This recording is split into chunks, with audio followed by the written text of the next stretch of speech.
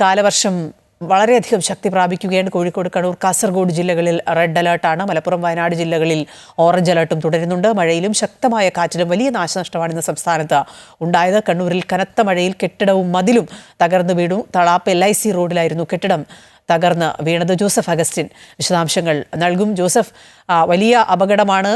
കെട്ടിടം തകർന്നു വീണു. അവിടെ ഇപ്പോൾ ഈ വാഹനമൊക്കെ എത്തി തകർന്ന് വീണ ഭാഗങ്ങളൊക്കെ മാറ്റുകയാണ് എന്നാണ് മനസ്സിലാക്കുന്നത്. ഏതെങ്കിലും തരത്തിലുള്ള ആളുകളെങ്ങാനും കുടുങ്ങിക്കിടക്കുന്ന സാഹചര്യം അങ്ങനെ എന്തെങ്കിലും ഉണ്ടോ? വിവരങ്ങൾ.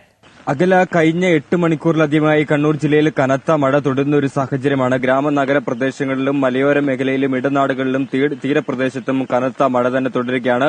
മലയോര മേഖലയിൽ കനത്ത മഴയ്ക്കൊപ്പം അതിശക്തമായ കാറ്റും വീശുന്നത് വലിയ രീതിയിലുള്ള പ്രതിസന്ധികൾക്കിടയാക്കുന്നുണ്ട്. നിരവധി മരങ്ങൾ കടപുഴകി വീഴുകയും ഇത്തരത്തിൽ ഇലക്ട്രിക് പോസ്റ്റുകൾ അടക്കം നിലംപതിക്കുകയും ചെയ്തൊരു സാഹചര്യമുണ്ട്. എന്തായാലും അകലെ സൂചിപ്പിച്ചതുപോലെ തന്നെ ഏറ്റവും പ്രധാനപ്പെട്ടത് തളാപ്പിൽ ഇത്തരത്തിൽ മതിൽ ഇടിഞ്ഞു വീണു. പഴയ കെട്ടിടം ഉൾപ്പെടെ മതിൽ ഇടിഞ്ഞു വീണു എന്നുള്ളതാണ് ഏറ്റവും പ്രധാനപ്പെട്ട. പക്ഷെ ആർക്കും പരിക്കില്ല. ഈ ഭാഗത്തേക്കുള്ള ഗതാഗതം ഭാഗികമായി തടസ്സപ്പെട്ടിട്ടുണ്ട് എന്ന് മാത്രമാണ് പ്രധാനപ്പെട്ടത്. എന്തായാലും നാട്ടുകാരുടെ നേതൃത്വത്തിൽ സന്നദ്ധ പ്രവർത്തകർ ഉൾപ്പെടെ എത്തി ഇവിടെ ഈ ഭാഗങ്ങളൊക്കെ, ഈ കെട്ടിടത്തിന്റെ അവശിഷ്ടങ്ങളൊക്കെ മാറ്റുന്ന ഒരു തിരക്കിലാണുള്ളത്. എന്തായാലും കണ്ണൂർ ജില്ലയിൽ അതിശക്തമായി തന്നെ മഴ തുടരുകയാണ്. പുഴകളിലും ക്രമാനുഗതമായി ഇത്തരത്തിൽ വെള്ളം ഉയരുന്ന ഒരു സാഹചര്യമുണ്ട്. പ്രത്യേകിച്ച് ഇത്തരത്തിൽ പുഴയുടെ കരയിലുള്ളവർ പ്രത്യേക ജാഗ്രത പാലിക്കണമെന്നാണ് ഇപ്പോൾ നൽകിയിട്ടുള്ള നിർദ്ദേശം. മറ്റൊരു പ്രധാനപ്പെട്ട കാര്യം, ഈ കണ്ണൂർ കോർപ്പറേഷൻ, തളിപ്പറമ്പ് കോർപ്പറേഷൻ പരിധിയിൽ ഈ താഴ്ന്ന പ്രദേശങ്ങളിലെല്ലാം വെള്ളം കയറി തുടങ്ങിയിട്ടുണ്ട്. ഇതിനോടകം തന്നെ നിരവധി പ്രദേശങ്ങളിൽ വെള്ളം കയറി തുടങ്ങിയിട്ടുണ്ട്. കഴിഞ്ഞ 8 മണിക്കൂറായി നിർത്താതെ പെയ്യുന്ന ഒരു മഴ തന്നെയാണ് കണ്ണൂരിൽ നിന്ന് കാണാൻ സാധിക്കുന്നത്. എന്തായാലും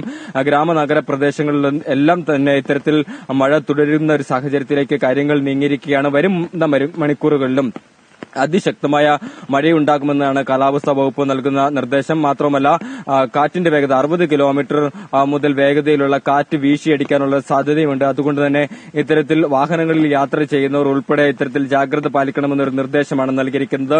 ദേശീയപാതയിലും വലിയ രീതിയിലുള്ള വെള്ളക്കെട്ടുകൾ വിവിധ ഇടങ്ങളിൽ രൂപപ്പെട്ടിട്ടുണ്ട്. നിർമ്മാണ പ്രവർത്തനങ്ങൾ നടക്കുന്ന വിവിധ ഇടങ്ങളിലാണ് ഇത്തരത്തിൽ വ്യാപകമായ വെള്ളക്കെട്ടുകൾ രൂപപ്പെട്ടിട്ടുള്ളത്. ഇതിലൂടെ വാഹനം ഓടിക്കുന്നവർ ഇത്തരത്തിൽ ഓടകളിലും മറ്റും വീടുന്ന സംഭവങ്ങളും കണ്ണൂരിൽ നിന്ന് രാവിലെ തന്നെ ഉണ്ടാകുകയും ചെയ്തിട്ടുണ്ട്. എന്തായാലും ഇത്തരത്തിൽ ദേശീയപാതയുടെ നിർമ്മാണം നടക്കുന്ന ഇടങ്ങളിൽ കൃത്യമായ ജാഗ്രതയോടെ ഇത്തരത്തിൽ വാഹനം ഓടിക്കണമെന്നാണ് ജില്ലാ ഭരണകൂടം നൽകുന്ന മുന്നറിയിപ്പ്. എന്തായാലും ഈ മഴക്കാലപൂർവ്വ മുന്നൊരുക്കങ്ങളെല്ലാം തന്നെ തദ്ദേശ വകുപ്പ് ചെയ്തിരുന്നു. ജില്ലാ ഭരണകൂടം അതിന്റെ മേൽനോട്ടം നയിച്ചിരുന്നു. പക്ഷേ അത് അപര്യാപ്തമാണ്.